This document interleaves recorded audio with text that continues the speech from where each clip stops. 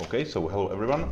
Bryan Talbot is a British comics author. He is winner of several Eagle Awards, Eisner Awards, and a lot more, but it's on Wikipedia. But in Czech, he is most known thanks to his work published by Comics Centrum. We are sitting here now, and it's Grandville and Luther Arkwright and One Bad Red Story. Tale of One Bad Story.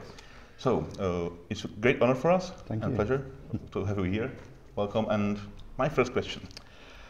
This is your third visit in Czech Republic, but it was 11 years from your last one. Yeah. Did you notice some changes? Like not even from public things, but even the comic fans? There seems a lot more of them. I couldn't believe it. Were you there yesterday? Yeah, I was. Yeah, there was. I think I signed for. It was 300 or 400 people. 4.5 hours. Yeah. Nearly 6 hours. Yeah, nearly 6 hours. It all. Yeah. So you think it's getting better?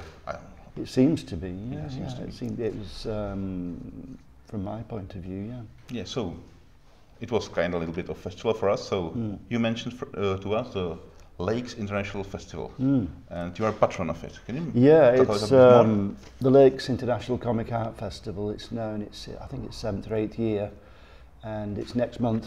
It's every October, mid-October, in the town of Kendal in the English Lake District. So it's a beautiful setting, and it's a small market town. But it's Britain's only European-style comics festival, in that it takes the town over. It's a town en fête. There's banners in the streets.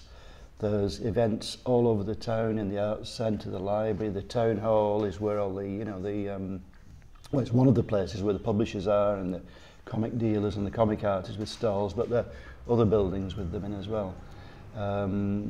There's a comic-themed film festival. There's even comic exhibitions in the shop windows in the main street. The retailers put on comic exhibitions in the windows. Yes. We've never heard about it. Yeah. The town hall, it flies the bat signal, and it's the only time a flag other than the Union Jack has flown from the town hall. And we have guests from all over Europe and America and Japan and all over the world, India. Yeah, that sounds really great. So maybe we should check in and get there. Yeah, we are invited, so let's get there. So, you are talking about anthropomorphic comics and illustration and history. Yeah, yesterday, yeah. Yeah, on Saturday, in fact. And we would like to ask you about the modern ones. Do you have, except Grenville, any favorite that you really like from the anthropomorphic comics? Black Sad I quite like. It's a very good thing. It's a bit. I can relate to that to Grandville because it's like detective thrillers. Yeah. I mean the situation's very different. Black Sad's in 1950s Los Angeles. He's a private detective. He's more like Chandler-esque stuff. But I really like that. And Canales, who writes it, he's a big fan of Grandville. I don't know if you noticed. They're wrapped up. There's a. In the recent one, there's a scene where LeBrock goes to Madame Tussauds in London, the famous wax museum, and there's actually a statue of Black Sad. You can find it. Is there any similar tributes to Grenville in Black Sad? I don't think so. Well, no, I don't know if no, but when this came out, the Canales actually tweeted this panel here with with Black Sad in it. Yeah, we'll show it in HD. Yeah. He actually retweeted that.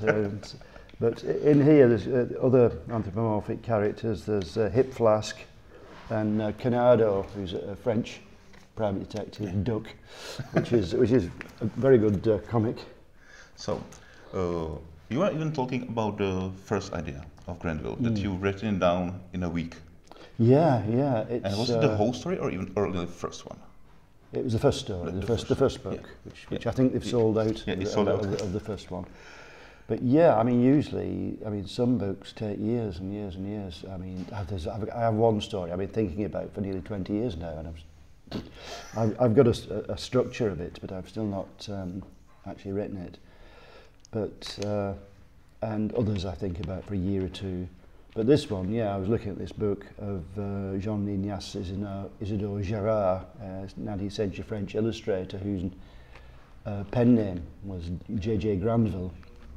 And he did these anthropomorphic drawings, and I thought, well, suddenly thought Granville could be the nickname for Paris in an alternative reality where it's the biggest city in the world, where there's a French empire that's conquered the world, it's populated by animals. And I could do a detective story in that, you know. And while I was working on something else, I just thought about it in the back of my mind. And after a week, I sat down and I just got a piece of paper, I wrote the plot out, and I just started typing it. And I typed it all within about 5 days. I just typed it all out. Which is amazing, because usually before when I work on a graphic novel, I go from plot to then breaking it down with thumbnail sketches and each page in rough and working where the dialogue goes and everything. This time I just did away with that stage completely. I could see each page in my mind and I just typed it out. It was incredible. Yeah. And that's the way I've worked since then, actually. I mean, not as fast, but see, doing a graphic novel takes a long time. It takes a year or two. It's a long slog doing a graphic novel. Something a lot of people don't realise, I don't think, especially if you start trying to do one. But anything that saves time is great. So now I can cut out that entire stage and go straight from there to the. I've learned how to go straight from this straight to the typed script. So you are not only author of your graphic novel, but you're an artist. So if you are making the art, do you do changes in the script, or do you just?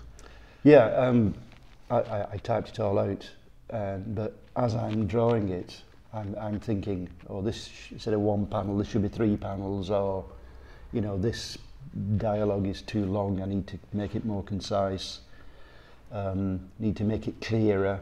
You know, you have to make the dialogue and everything seem natural, but at the same time it's not natural because it's extremely tailored.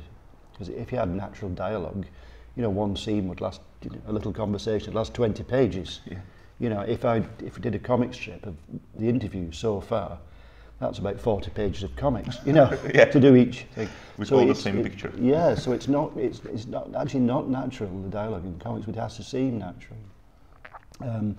For a few years, I used to do these for the Avon Foundation in Britain, who do writing courses. I used to do creative writing for graphic novels, and I did quite a few with Hannah Berry, the graphic novelist, who's a good friend of mine.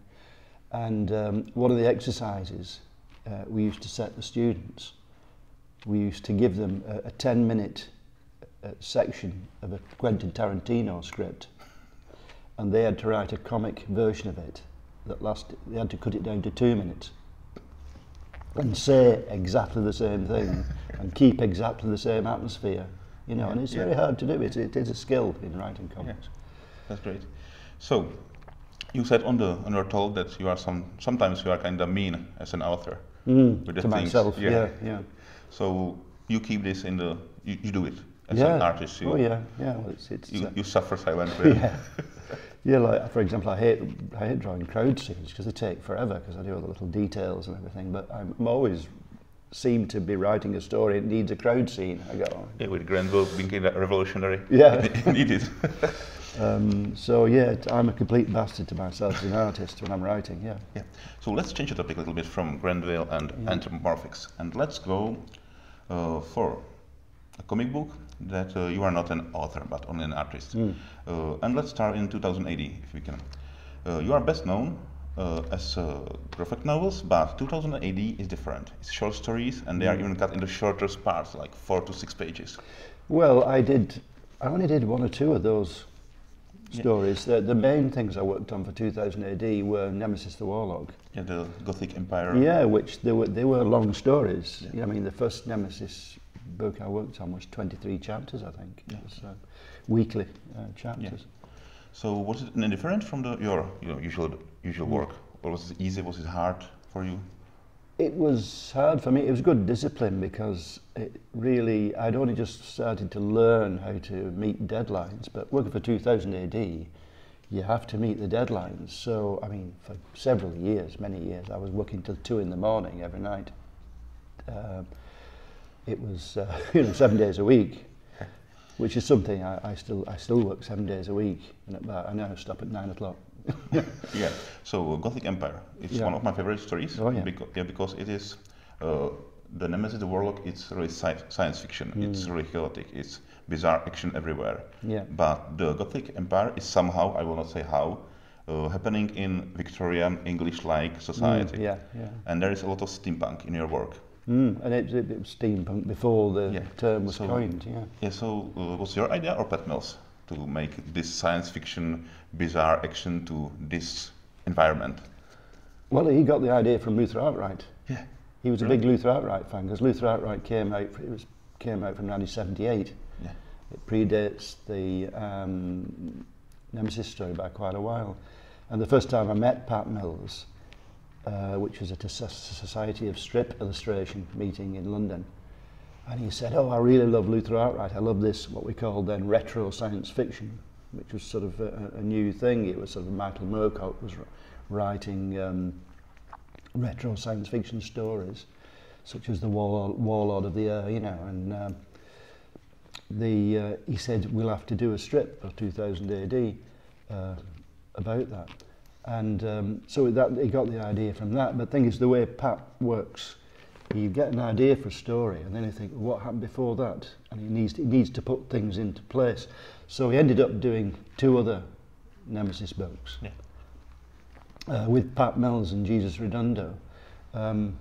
Before that Gothic Empire story, and if you look at the first 2 chapters of the Gothic Empire story, which Kevin O'Neill did, they're actually his earlier style. Because he did those 2 chapters, and then Pat Mills said, "Oh no, stop! We'll have to do these other 2 books first." So they did those 2 books, and then by that point, Kevin O'Neill had gone off to work for America. Yeah. So he just got on the phone to me and said, "Look, this is this Gothic story, I wanted to do." And it's really great. I think that it should be published here, anyways. It's published in... No, it's not. I think it should be. Yeah, right. Yeah, you were even working on the Dread and Drawbusters, even most of the strips for this series, I believe. And you were working in DC Comics Vertigo mostly. Was it different working for a US publisher and the UK publisher? Not really, no. Just deadlines? And working for 2000 AD, at that time, it was still sort of aimed at sort of 14-year-olds. That was the sort of target audience.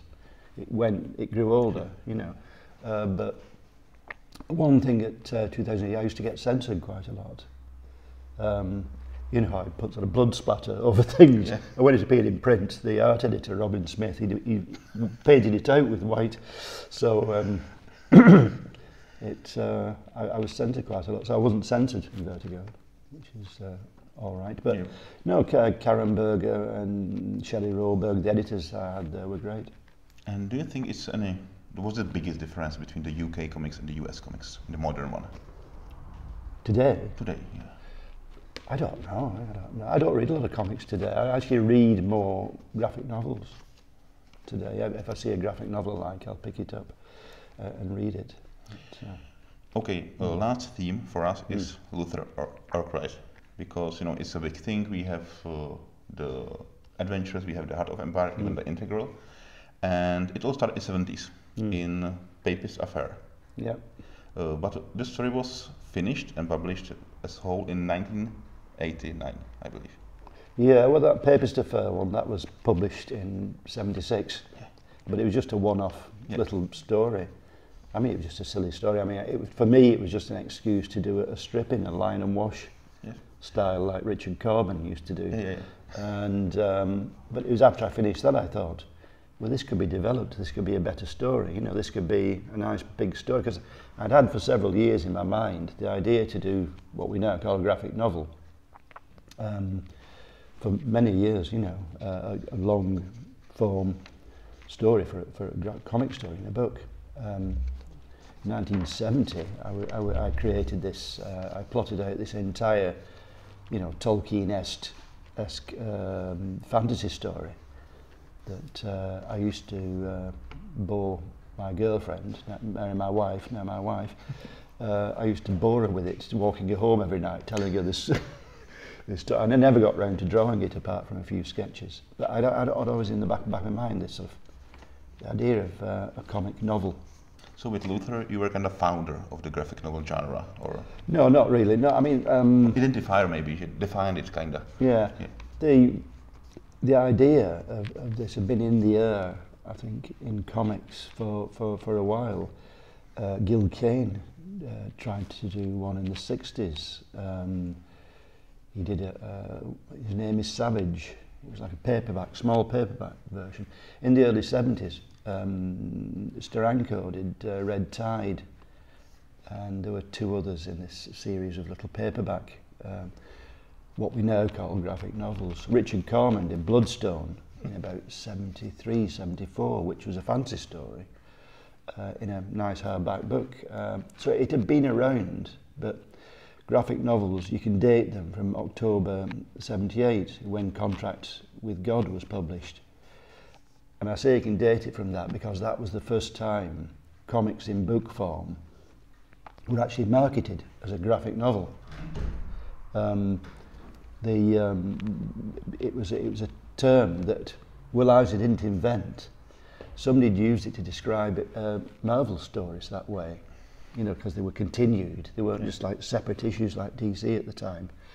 And a comics reviewer coined the term.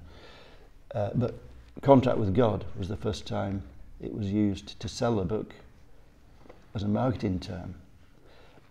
In fact, Will Eisner, he phoned up several publishers trying to get a publisher Contract with God. They said, what is it? And he said, well, it's a comic and everything. And they said, oh, we don't publish comics.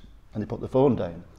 And he phoned another publisher and he said, what is it? And he said, oh, it's a graphic novel. And the publisher went, oh, graphic novel, that sounds interesting. So it's the first one. And it's a really silly term. I don't like the term because it's inaccurate. I mean, a lot of graphic novels aren't novels at all. They're anthologies, or the reportage, or the historical, the biographical, autobiographical. But it's just a marketing term now that means comics in book form. Yeah. So, in Saturday you said that as the adventures of Luther and the heart of empire were really different. And the new one, the third one, it's happening 59 years after? It's something like 59 years later. And it will be different again? Yeah. Would you like I mean, they're not very different. They're different sorts of stories, but they're in the same sort of continuity. Yeah. The new one is 59 years later. It's got in black and white. It goes through... that's one of the differences, because in the other two, they've been mainly set... There's been 2 or 3 parallel worlds, but they've been mainly set on one. In this one, he moves through quite a few different parallel worlds. You know, Arkwright is Homo novus, is the next step in human evolution, and which is one of his things is longevity, so he doesn't look any different. But he comes across an adversary in this, I won't explain what happens, but the next stage of humanity is born, Homo superior, who's more powerful than him and more stronger than him and better able to tap the energy of the universe. So he's basically put against this superior foe, who's, yeah, I won't say more than that, but that's the idea behind the story. I think that's a lot to tease out, and I'm interested more and more. Right? But I mean, the big thing about it, if you look at the past 2 Arkwright stories, the first one came out against the background of the rise of the far right in Britain, with Margaret Thatcher coming to power and the National Front, out and out fascists, you know, marching on the streets. And the second one, the Heart of Empire, has also had an anti-imperialistic, anti-fascist thing. And I think now, I mean, that's really what sparked it. Now, with the rise of the far right all over the world, I mean, Brazil, Greece, Italy, I mean, Britain, it's France, it's, I think it's time that I did another anti-fascist story, anti-nationalistic story. Yeah, perfect. Thank you for this information. And do you have any plans for future works in the comics or graphic novels? Well, I mean, next month our new, the 4th book that I've done with Mary comes out. You know, I do these graphic novels with my wife in between my own in between doing my own. And Rain is the next one, which is out next month. It's about ecological issues and climate change and stuff. It's very different from the other three we've done, because the other three have been sort of either biography or historical or about real events. This is actually set around real events, but it is a novel. It's about two fictional characters. Great, thank you. And also, the graphic novel is kind of big term in Czech, because as in Britain, in Czech Republic, it all came from underground comics. But I think, because I'm interested in comics a lot, I think that the Czech comics didn't evolve a lot from it.